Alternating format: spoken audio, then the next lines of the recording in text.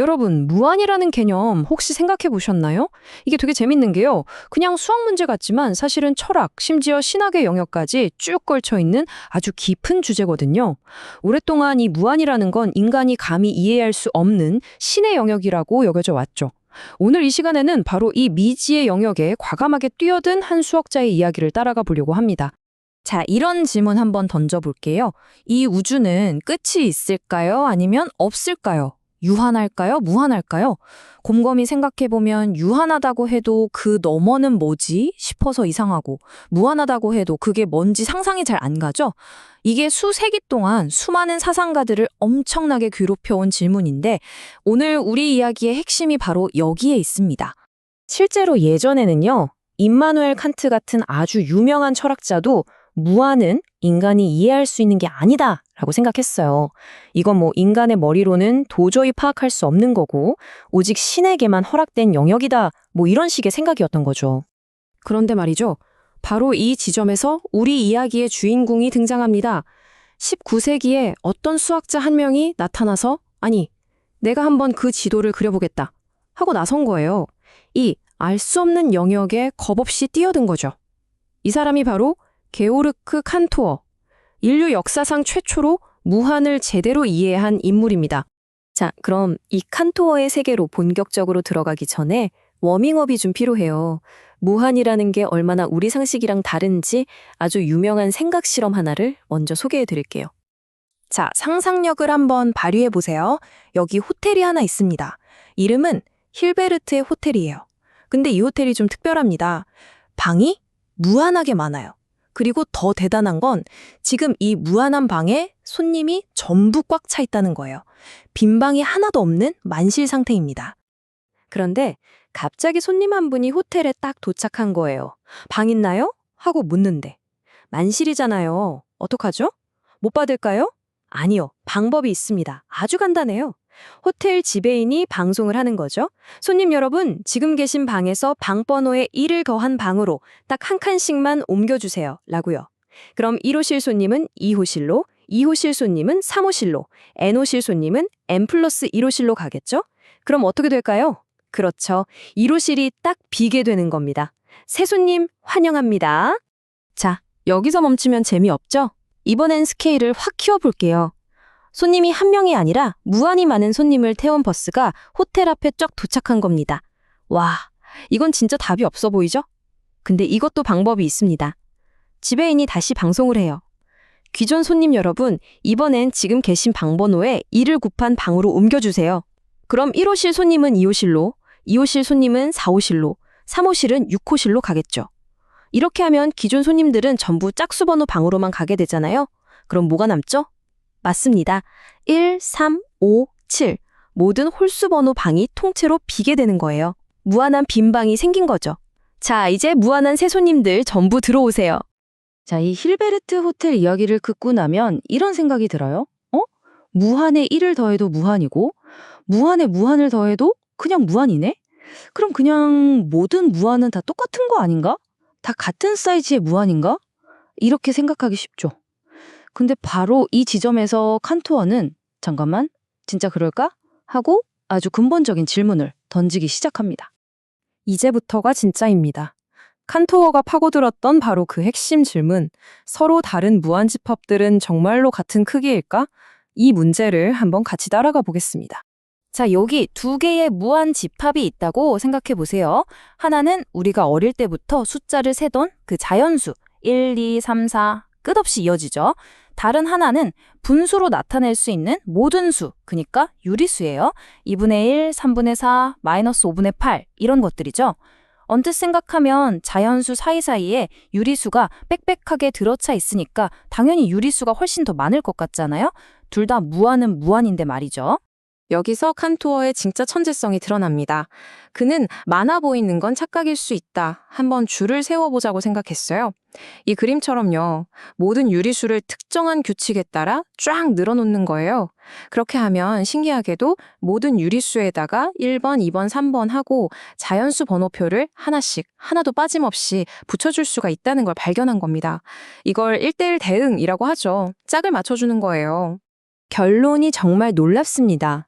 우리 직관으로는 당연히 유리수가 훨씬 많을 것 같았는데 이렇게 번호표를 다 붙일 수 있다는 건 결국 두 집합에 들어있는 원소의 개수, 즉 크기가 똑같다는 뜻이거든요. 자연수의 무한과 유리수의 무한은 같은 레벨의 무한이었던 겁니다. 왜냐고요? 유리수도 결국 셀 수 있는 무한이었으니까요. 자, 그럼 이제 진짜 끝판왕이 남았습니다. 우리가 아는 숫자 중에는 분수로 표현 못하는 애들도 있잖아요. 원주열 파이나 루트 2 같은 애들이요. 이런 무리수까지 전부 다 포함하면 어떻게 될까요? 자연수, 유리수, 무리수를 다 합친 이 실수 전체의 집합도 과연 셀 수 있을까요? 이 질문에 답하기 위해서 칸토어가 내놓은 증명법이 바로 수학 역사상 가장 아름다운 증명 중 하나로 꼽히는 대각선 농법입니다. 이건 정말 신의 한 수라고 불릴만 해요. 우리 이야기의 하이라이트입니다. 자, 칸토어의 생각을 한번 그대로 따라가 볼게요. 일단 이렇게 한번 가정을 해보는 거예요. 만약에 모든 실수를 다 셀 수 있다면 하고요. 그럼 여기 보이는 표처럼 이 세상에 존재하는 모든 실수를 하나도 빠짐없이 쫙 나열하고 거기에 1번, 2번, 3번 이렇게 자연수 번호를 붙인 완벽한 리스트가 존재하겠죠. 칸토어는 이 가상의 완벽한 리스트에서 아주 기발한 부분을 봅니다. 바로 대각선이에요. 첫 번째 숫자의 소수점 첫째 자리, 두 번째 숫자의 소수점 둘째 자리, 세 번째 숫자의 셋째 자리 이렇게 대각선으로 쭉 내려오는 숫자들만 딱 뽑아서 보는 겁니다. 이제 이 대각선 숫자들을 가지고 새로운 숫자를 하나 만들어낼 거예요. 규칙은 아주 간단합니다. 대각선에 있는 숫자랑 무조건 다르게 만드는 거예요. 예를 들어 대각선 첫 번째 숫자가 5면 나는 6을 쓰고 두 번째가 1이면 나는 2를 쓰고 세 번째가 4면 나는 5를 쓰는 식이죠. 이렇게 해서 0.6252 이런 식의 이 세상에 없던 새로운 숫자를 하나 탄생시키는 겁니다. 자, 이제 결정적인 질문입니다. 우리가 방금 만든 이 새로운 숫자는 아까 그 완벽하다고 가정한 리스트 안에 있을까요, 없을까요? 정답은 절대 있을 수 없다입니다. 왜냐고요? 이 숫자는 리스트의 1번 숫자랑은 첫째 자리가 다르게 만들었죠. 2번 숫자랑은 둘째 자리가 다르고요. 100번 숫자랑은 100번째 자리가 달라요. 이 리스트에 있는 그 어떤 숫자와도 같을 수가 없는 운명인 겁니다. 이게 뭘 의미할까요? 우리가 처음에 모든 실수를 다 적은 완벽한 리스트가 있다고 가정한 것 자체가 틀렸다는 거죠. 그런 리스트는 애초에 존재할 수가 없었던 겁니다. 바로 이겁니다. 이게 대각선 논법이 보여주는 엄청난 진실이에요. 실수는 자연수처럼 번호를 붙여서 셀 수가 없다. 즉, 실수의 개수가 자연수의 개수보다 증명 가능하게 더 많다는 겁니다. 드디어 밝혀진 거죠. 모든 무한이 같은 크기가 아니라는 사실이요. 그런데 칸토어는 여기서 멈추지 않았어요. 이게 끝이 아니었던 거죠. 그는 그냥 무한의 종류가 두 개다. 이걸 발견한 걸 넘어서 크기가 다른 무한이 끝도 없이 계속 나타나는 마치 하늘로 뻗은 무한의 사다리 같은 게 존재한다는 걸 알아냅니다. 이 무한의 사다리를 이해하려면 멱집합이라는 개념을 알아야 하는데요. 어렵지 않아요. 자, 분식집에 메뉴가 김밥, 라면, 떡볶이 3개가 있다고 쳐봐요. 우리가 주문할 수 있는 모든 경우의 수는 몇 가지일까요? 김밥만 시키거나 라면이랑 떡볶이 시키거나 아예 안 시키는 것까지 다 포함하면 총 8가지가 나와요. 2의 3제곱이죠.